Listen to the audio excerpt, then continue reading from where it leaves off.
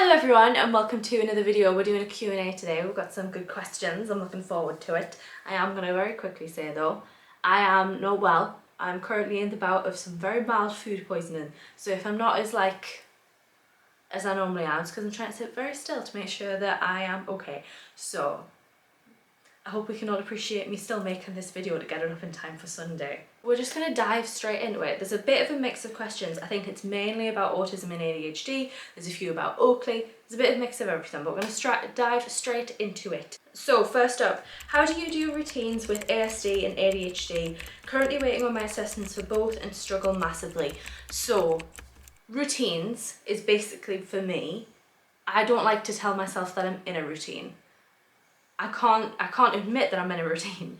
I won't say that I'm in a routine, but I very thoroughly am in one. With the stuff like morning routines and evening routines, they just don't really happen for me. I'm trying to be in a morning routine currently and it's going well, but I'm in the first week of doing it. We'll see whether it lasts. I haven't been able to stick with any morning routine previously, so we'll see if this one goes well. But with more general just day-to-day routines, I find having an order to things, but that's it. The only thing that I find useful, because with autism and ADHD, if you have one or neither or both, they have very different kind of perspectives on routines.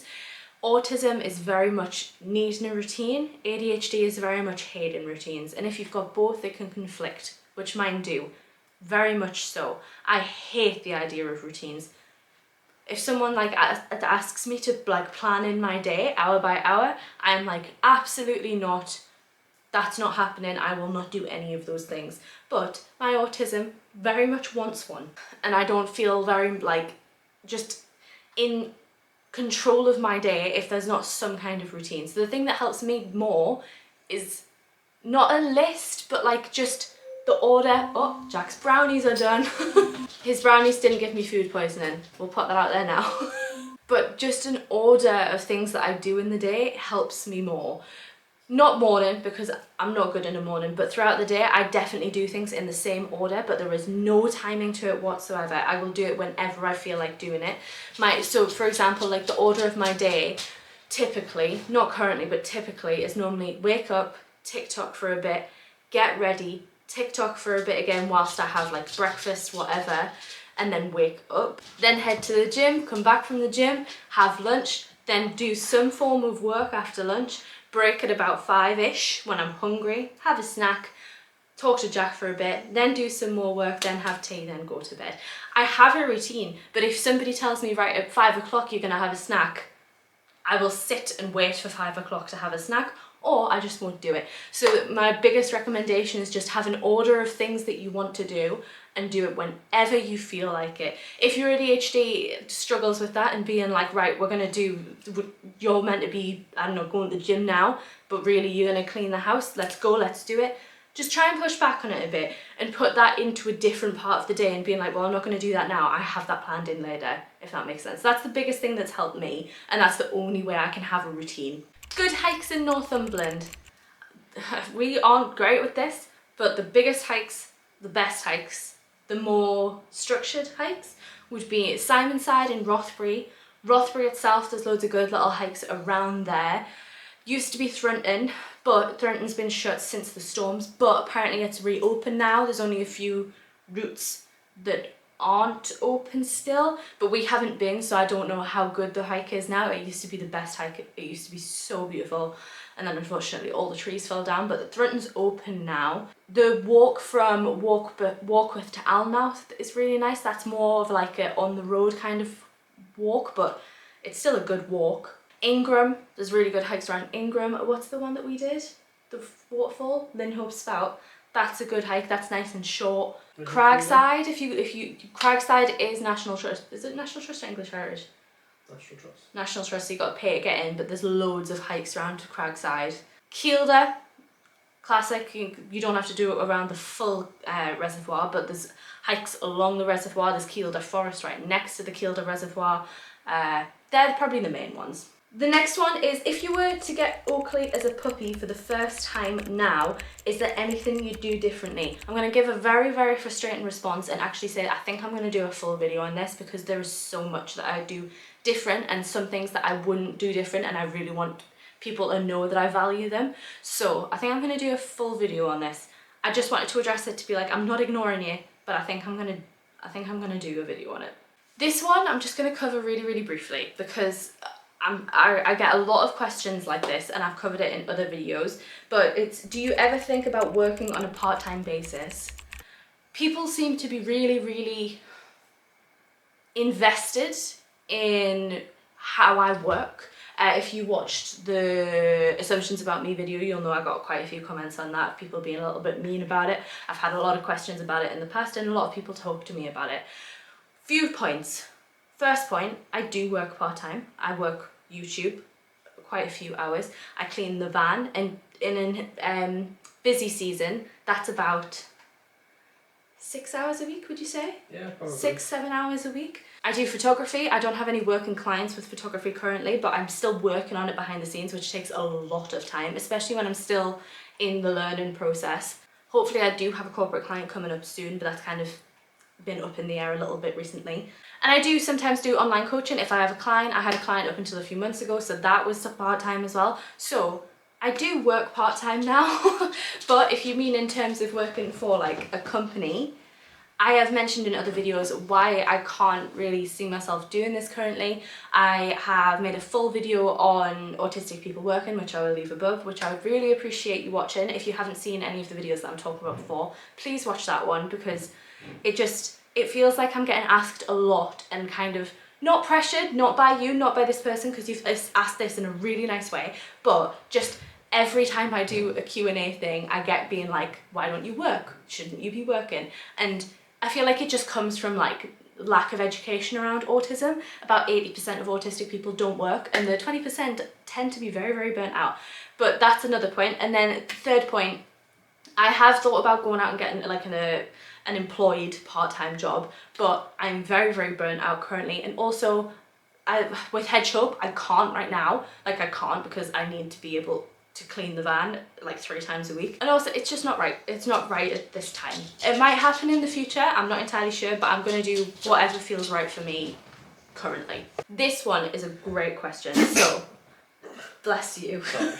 I'm about to take a huge drop in wages to pursue my dream job, but really struggling with the idea that my very supportive boyfriend will be the main earner in the house. I'm so used to us contributing equally. Any advice?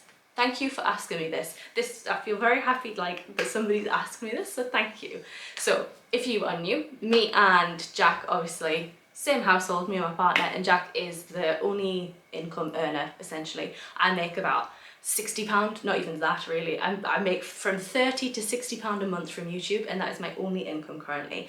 So Jack he's the only income, whereas this person has said that it's going to be like more like unequal, but still I'm assuming she, because of the way that this question's worded in terms of like struggling with your boyfriend, I'm going to assume that the pronouns are she, her, but maybe not, so I'll just use they. So they're talking about how they'll probably still have income, but not as much as their boyfriend. So I think the main things that have helped with me and Jack with this, because it's been a process, but I am 100% happy now with Jack being the only income earner. What's the better word? The main source of income, the main earner. I'm going to use what they've said. The main earner. I'm 100% happy with it. And this came from, not work, but it came from like things. Regular check-ins with your boyfriend will probably help. I think beforehand, me and Jack were having like a check-in once every 2 months, once every month, for whether he was still happy with it. Because obviously things change. Things like money-wise crop up. You could have problems with your house, your car, whatever. So things crop up all the time. Emotions change, thought processes change. So have regular, I mean, I suggest this with everything in the relationship. Me and Jack have a monthly check-in with relationship. But in terms of that specific situation, ask like once a month, are you still happy? We're still good with the income disparity here? And if they're, like you said, very supportive, I'm sure every month would be like, of course I'm okay with it. You do you.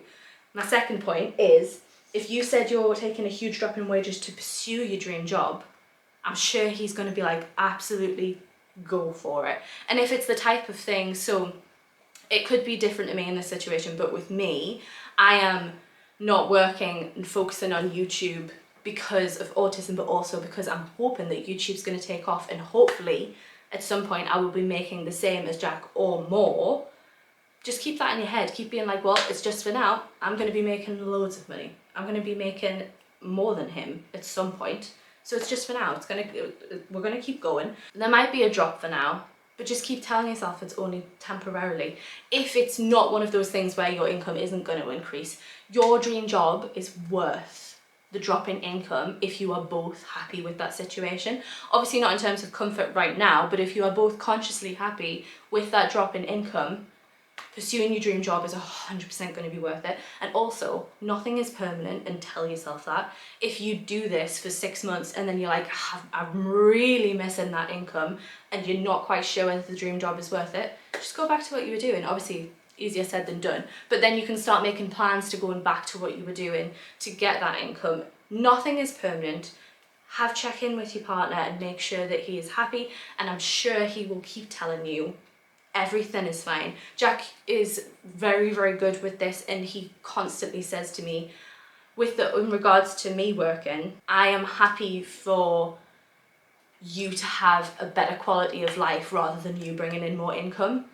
I'm sure your partner will completely agree, and hopefully he will say something along those lines as well. Grimy Editing Sarah is really quickly hopping in because I feel like I didn't say something that I wanted to say as well. Also, love that I'm just in a different plaid shirt, but anyway. I also want to address the situation of like feminism, because I feel like this is a huge thing when you are a feminist, which I'm assuming this person is, but this is a huge thing because obviously from the way that we have been pushed into feminism through like the noughties and things like that, it was very much like boss babe kind of thing, being like, bring your own income and be your own wage person, if that makes sense. Whereas I just want to say true feminism is being in any sort of position as a woman and knowing that you are valid in that. Just because you are a woman and not the main income earner in your household does not mean that you are any less of a feminist. It doesn't mean you are any less of a boss babe. If that's what you want to be, you should be dead proud of you. Like, congratulations for going for your dream job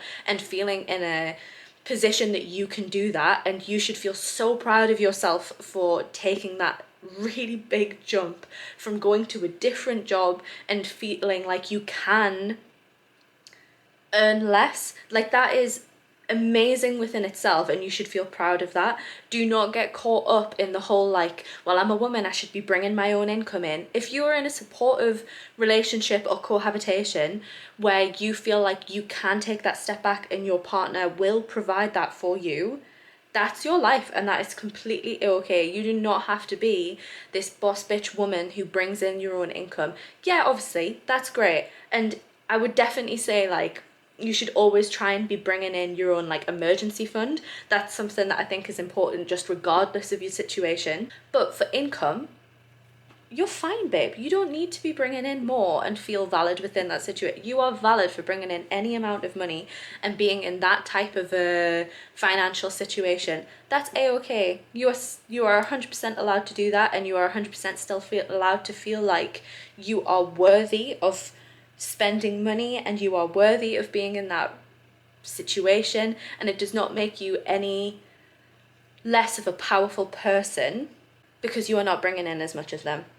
I think like you are doing amazing. Fighting against the trope of feeling negative towards the male bringing in the main amount of income is just as valuable as people who are saying that's the way it should be. I hope I've portrayed my point okay there, and I hope I get what you mean.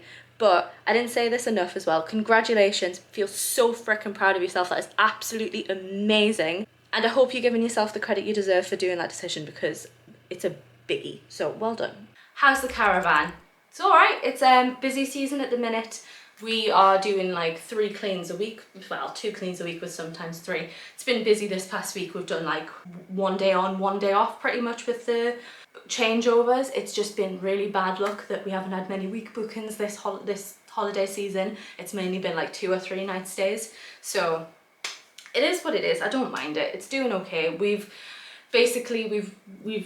looked at the numbers, because if you are new, we didn't know whether we were going to be able to keep the caravan on. We're still in that situation where we're not sure whether we're going to be able to keep it because it's just not making any money. We're looking at a projected loss of quite a bit this year, but we've basically realised that we've been charging too little per night, which just sucks because we don't want to have to charge more per night. We want it to be as accessible and affordable as possible for everyone, because I just love it. I love sharing it with people, and I just want everyone to stay there because it is such a lovely place. But we like to even be breaking even, we need to put the nightly price up. So we've put that up a little bit, and hopefully we can put it up more after a few months to see if we still get bookings, because obviously the more expensive it is, the less bookings we might get. So it might just have to like cancel each other out. But the site fees are a biatch. If we didn't have site fees, we could charge way less, but the site fees are insane. But currently we're gonna have to reassess when it's closer to year end, because we might have to sell it before we start not having anything in the bank, but it's gonna go well. Next one, do you and Jack ever plan on getting married? Yes. When we have the money, we will. We've said this for a while now. So again, if you are new, me and Jack have been together for 12 years. We are not engaged. We are not planning on getting married anytime soon. But it's basically, once we have the money, we'll do it. Pretty much. But there is a few other things. There's a few other stipulations that I've put in before you can propose. But it's pretty much when we can afford it, we will, because Jack doesn't really like the idea of a long engagement. So I think we need to be in a better position for an actual wedding rather than just like a ring. So it'll happen. It'll just happen maybe once I'm starting to bring some more income in and we just feel a bit better about prioritising money for that. Any tips on making friends as an autistic woman in her 20s? Short answer, no. I have not been successful at this. This is actually one of my stipulations for getting engaged, is that I would like some more friends. I have not been very lucky in this. I have tried Bumble BFF. Give that a try. It's very fun. I think a lot of people use that a lot more casually than what I would. People just like to make small talk and then just never arrange to meet up, but it can be good. I've heard really good things. I've heard some people say that they've met their best friend on there, so definitely try Bumble BFF. Have a look and see if you have any neurodivergent community groups in your area. Northumberland's not great for this. Northumberland pretty much just has support groups for family members or for children, unfortunately. So you could look at autistic community groups. If you are queer, look for queer community groups in Northumberland if you're local in Northumberland. I don't know any in Northumberland, but Newcastle has quite a queer collective, the LGBTQ I think it's collective. I'll link them below. You could go to their events. Definitely, so the friend that I have met recently, who I'm clicking with and spending some time with, which is really exciting, was a friend of a friend. So when you're at places if you've got any friends now, try and get everybody's social media and follow them, see if you think you're gonna vibe, and then just message each other. I'm back. I also really quickly want to say as well, if you have somebody on social media that you've been thinking you'd vibe with and that you live in the local area, just message them. I know you've been thinking about doing it. Just message them. The worst that they can say is no. And I know it's really scary putting yourself out there, but I think we all just need to collectively be better with this. If we think that we would get on with someone in real life, just message them and they'll be like, hey, how you doing? Or what me and my friend did was kept replying to each other's stories, and then we ended up just arranging to meet because we kept like vibing off each other's stories. I think we all just need to be better with it. So give it a go. I know it's easier said than done, but bite the bullet. Message that person on social media that you think you'd vibe with. That's the only things that I have. But like I say, I'm not exactly successful in this area. So if you find any, please let me know. Quick fire one. How old are you? I'm 26. Now I said 23 there. That was a while ago. I'm 26. Am I 26? Yeah, I'm 26. Another quick fire one. Somebody asks, what's been your favourite vacation so far? I'm going to link a video above because we did a video on that. So go watch that. Do you do still coaching? How does it work? Yes, I do. I've mentioned it just before. So it is only online coaching that I provide. It is, I'm going to do this really, really quickly because I don't want to sound like I'm selling you something, but it's basically weekly or bi-weekly check-ins through video call. I give you the training plan. I can give you nutrition advice. I don't do nutritional plans because I don't think they work very well, and obviously I am only a personal trainer. I have not been to university to be a nutritionist, but I can help where I can. You will get a Google Sheet where you can track everything that we have, which is, it's mainly what I focus on is like a habit tracker rather than tracking your calories and things like that, because I just don't want to give anybody unhealthy eating, but it's very much tailored to you. So whatever I think is going to work best for you, we will do that. And you can log everything on that sheet. And like I say, we check in with each other weekly or bi-weekly over video call, and we chat through how your week's gone, how your week's coming up, and figure stuff out. It can be for anything.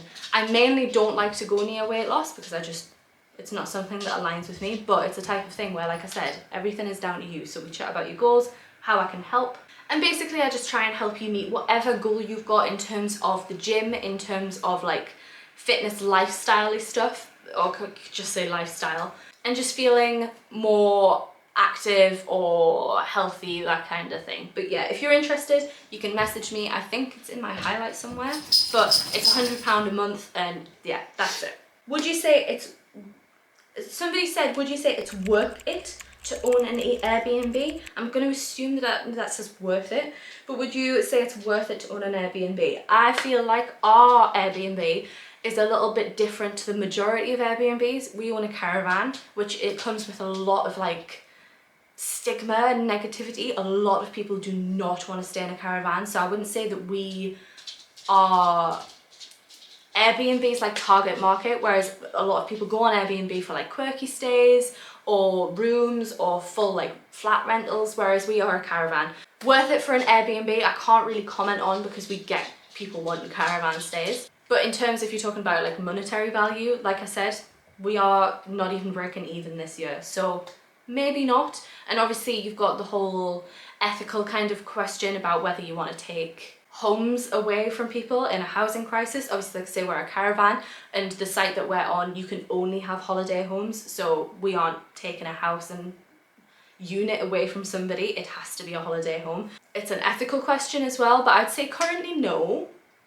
But obviously other people are going to have different things to say, but I do think a lot of people on TikTok make it seem a lot easier than what it actually is. What advice would you give someone who is struggling to come to terms with their autism diagnosis? I think it definitely depends what you come to terms with, because there is the like imposter syndrome side, which was another question, and there is also coming to terms with it if you have like a stigma attached to it. So we'll talk about the imposter syndrome side first. I've answered a question like this on a live before, and I actually feel like I struggle with this question because I have very black and white thinking, autism, in terms of imposter syndrome, and I am very much like it. You've been diagnosed, you are autistic, you just need to keep telling yourself that. But I'm very aware that that doesn't work for everyone, and you can't just tell yourself that. I don't really struggle with imposter syndrome with anything because I'm very much like, well, I'm here, that's what's happened, so that's what it is. So I'm sorry if I'm not very great with answering that side of it, but just keep telling yourself, other neurotypical people don't think and go through life the way that you do. That's all there is to it. But anyway, I'm sorry if I can't answer that one very well. If it comes in terms of like the stigma attached around autism, all I can say is just do as much research as you can. Try and get yourself on neurodivergent TikTok because it's a very great place as a community. If you can, try and find an autism like support group, community group, or even just find some other autistic person to talk to, whether that's on like Bumble BFF or through an online community group. Just try and learn as much as you can about the disorder, and you will probably figure out that the stigma around it is completely wrong. I'll leave some of my favourites in the description box. So I've got a few books that I can recommend, and a few Instagram accounts and a few TikTok accounts, and I'll leave them below. This is a good question.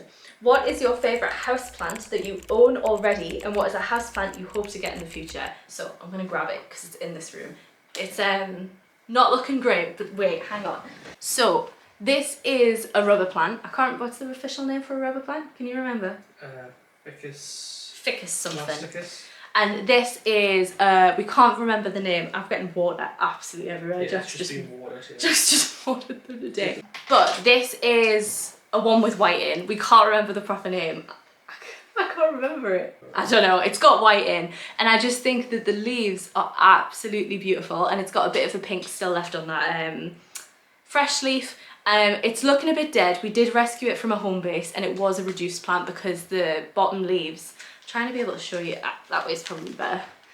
The leaves are a bit burnt, we're not sure what happened, but the top is nice and healthy and it seems completely okay. I also love my snake plant, which is new. Jack just got me that. And I love my terrariums. I think you can see that one, and I also have another one over there. I would really like a Chinese money plant. Jack did buy me one. He bought a propagation off Etsy, but unfortunately it died. It didn't make it. But I love them. I love any with white in. I love any with white in. I love the pink ones. What's the pink one called that I see all over my Instagram? Hang on, because my Instagram Explore page is pretty much all plants. Oh, we've just got another one as well. Is that upstairs now? The one that we just got from Hailey. Damn, what, do you know what that is yet? No. We found a cutting on the floor from Hailey. Took the cutting home. We have no idea what the plant is, but it's beautiful, but it's got white on it. I can't find the pink one. I think it's a philodendron, but I can't remember what type of philodendron it is. And then there's the white pothos. I love them as well. I just love any with white in, and that white rubber one is my favourite. Jack keeps wanting to propagate from it, but I will not let him cut that up because it's the only one, it's the only white one that we have. So he's not propagating from it because I'm scared that it's going to kill the plant, but that's my favourite one. And I would like any white ones. Obviously Monstera albo, beautiful, but very, very rare. What are your daily priorities when in burnout? I don't really have many priorities apart from trying to eat. The rest of it is literally just whenever I feel like doing something, I will do it. It depends like where I am, because with my burnout it's very like varying, whereas like some days I can get stuff done but not like huge amounts, whereas some days I literally can do nothing and cannot get my brain to do anything because my burnout very much affects my ADHD. But I feel like I even struggle to come up with priorities, so I literally just try and make sure I am listening to my head, and anything that I feel like doing I try to do. So if I feel like hoovering, I'll hoover. If I feel like going on my game, I'll go on my game, because I think a big misconception with burnout is you can't do anything, but then you do things that like you like doing, so like playing on a game or reading a book. With burnout I can't even do things that I want to do, like reading a book. So I'll just do what I feel like. But an overarching priority is to try and still get YouTube videos up. Sometimes it doesn't happen, but I will try my hardest to. Like today, I am not feeling good. My tummy is not feeling happy, but I really wanted to get this video up on Sunday, so I've tried to make it happen. And I'm filming this at 7:20 because that felt like the only point in the day where I could do it. So it's just, my main priority is YouTube, but it's also just trying to listen to what I feel like doing. Oh, somewhere in the UK you haven't been but would love to visit. I'd love to visit the Cotswolds. I think the buildings are just beautiful. I would love to take pictures there. I'd love to go to the Forest of Dean. I'd love to go to Wales. I've never been to Wales, and Ireland, but Wales seems like a priority for me. I really want to go to Wales, and I'd love to go to Bath as well. Anywhere with pretty architecture that I can take pictures of, and pretty forests as well. Would love to go to the Isle of Skye and see like Glencoe and stuff like that. We were meant to go there, but it got cancelled during COVID because Scotland went back into a lockdown. But we'll get there eventually, just pretty much anywhere pretty. But I would love to go to the Cotswolds for the buildings. Favourite breeds of dogs? I've got so many different types. There are so many, like my favourite breeds I wouldn't own. I freaking, what's the ones that I love? Samoyed. I freaking love Samoyeds. I would never own one, but I freaking love Samoyeds. Golden Retriever, I would have a Golden Retriever. I love Tollers, but I don't think I'd ever have a Toller. He's too much like a Toller. I wouldn't have one. And Malamutes as well. Very similar to Samoyeds, but I freaking love them, but I just never own one. Another quick fire one, last book you read. I am currently reading The Poppy War, and before that I was reading Notes on an Execution by Danya Kukafta, which was very good. Next one's a bit of a deep one. I might go off and I might talk for a bit. I'll try and keep it succinct. Do you think obsessive watching TikTok has a damaging effect on mental health?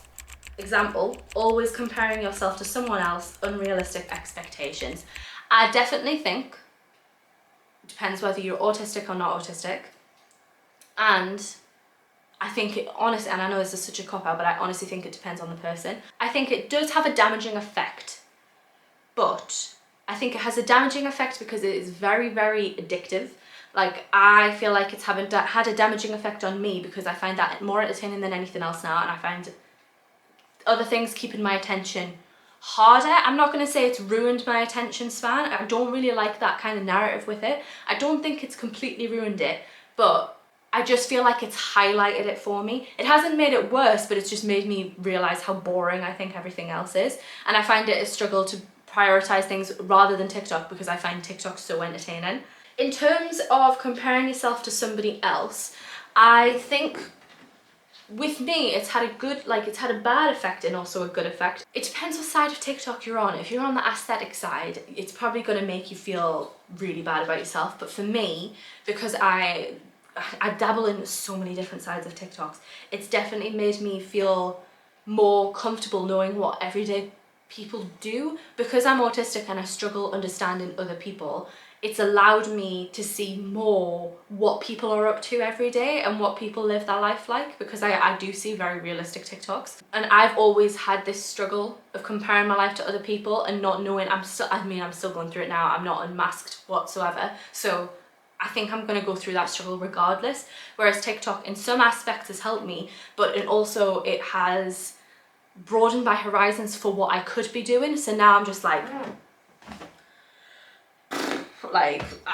there's so much I could be doing with my life and I'm not doing any of them. I actually find other websites harder for that. Like, I find Instagram worse for it, and I also find YouTube hard for it. When I'm trying to figure out content ideas for myself, I'm terrible for feeling so crappy about myself after looking at other people's YouTube.